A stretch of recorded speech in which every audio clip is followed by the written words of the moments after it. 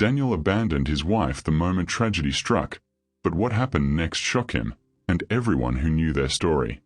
This story proves that life has a way of rewarding the strong and patient. Welcome to our channel. Tell us where you're watching from in the comments, and don't forget to like, share, and subscribe for more real-life stories that shock, inspire, and empower. Emily Keith woke up every morning with a sense of purpose. At 28, she had the energy and heart to juggle 2 jobs while supporting her husband, Danny Keith, in his small but promising restaurant venture. To the outside world, they were perfect, smiling in photos, attending social events, hosting dinners, and being the envy of friends and family. Yet, beneath the picture-perfect surface, Emily often felt the subtle weight of expectations. Danny adored her, yes, but his affection was conditional, wrapped around her usefulness, her devotion, her ability to make his life easier. "You look exhausted, Emily. Don't overdo it," Danny said one morning, kissing her forehead as she packed his lunch for the day. "I'll manage," she replied, forcing a smile. "You go make your dreams come true." Danny grinned.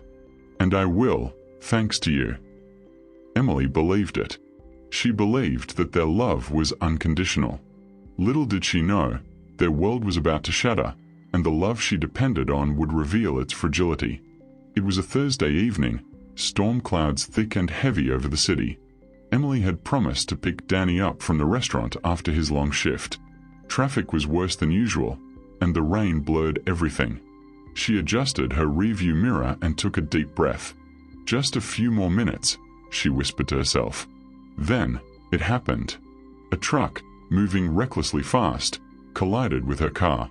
Glass shattered, metal crumpled, and Emily felt a pain so sharp it stole her breath. She tried to move but couldn't. Panic surged through her as the world faded to darkness. Hours later, she awoke in the hospital. Her body was bruised, battered, and broken, but she had survived. The doctor's words, however, pierced deeper than any pain she had felt. "You may never walk again." Danny arrived at the hospital shortly after, face pale and drawn. Instead of holding her hand, he paced the floor. How long will this take?" he asked, anxiety barely disguised as frustration. Emily's voice was soft, trembling. "Danny, I'm still me. Please, don't leave me." But the man she loved, the man she had given everything to, was already retreating into his own fears. Months passed. Emily learned to navigate her wheelchair, accomplishing tasks she had once taken for granted. Cooking, cleaning, and even dressing herself became small victories. But Danny's visits became shorter, his words colder, his presence heavier with resentment. "I can't live like this forever," Danny said one night, his voice sharp, hands gripping his jacket. "I need a real woman, not this." Emily's heart broke. "You're leaving," she whispered, barely able to breathe. "I have to. I'm done," he said, turning to leave. Danny had already begun seeing Sean Caitlin, a younger, flirtatious woman who catered to his ego. Emily's tears fell silently as she watched him walk out the door, the life she had built with him crumbling around her. Yet, in that moment of despair, Emily made a choice. She would not let her broken body define her life. She would rise, with or without him. Months later, Emily attended a rehabilitation center event. She was cautious, guarded, and weary, still adjusting to her new life. That's when she met Sir Jenkins. Tall, distinguished, and strikingly kind, he had been widowed for several years, yet his eyes still carried warmth and curiosity. Unlike Danny, he didn't. "You're stronger than most people I know," he said, handing her a book she had dropped. "Stronger than you realize." Emily gave a faint smile, still skeptical. "People usually leave when they see me like this." Sir Jenkins shook his head. "And that's their loss, not yours." Over time, he visited often, for talks, walks, and laughter that reminded her of life before despair. For the first time in months, Emily felt seen, truly seen. Sir Jenkins did not rush her, nor did he try to fix her.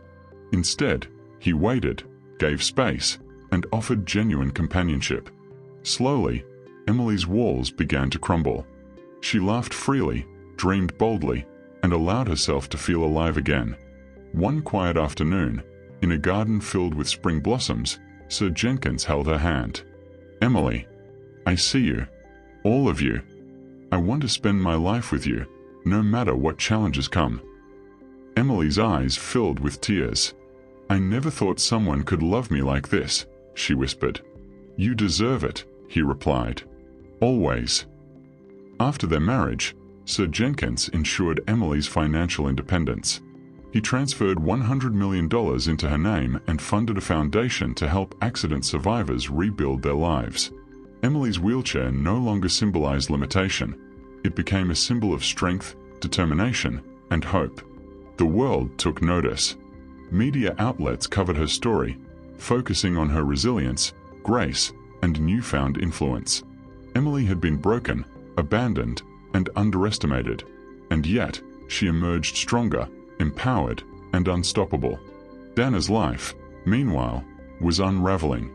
His restaurant failed, his relationship with Sean Caitlin ended when his charm and wealth dwindled, and every door seemed to close. Look at her wheelchair. He saw her resilience, her unbroken spirit, the quiet courage in her smile. One morning, as he scrolled through news articles on his phone, he froze. There she was, Emily, radiant, poised, and happy, speaking beside Sir Jenkins about her foundation's impact. Shock and disbelief flooded him. The woman he had discarded had become everything he could not be, living a life of joy, purpose, and wealth he had never given her. Desperate and ashamed, Danny attended one of Emily's foundation events.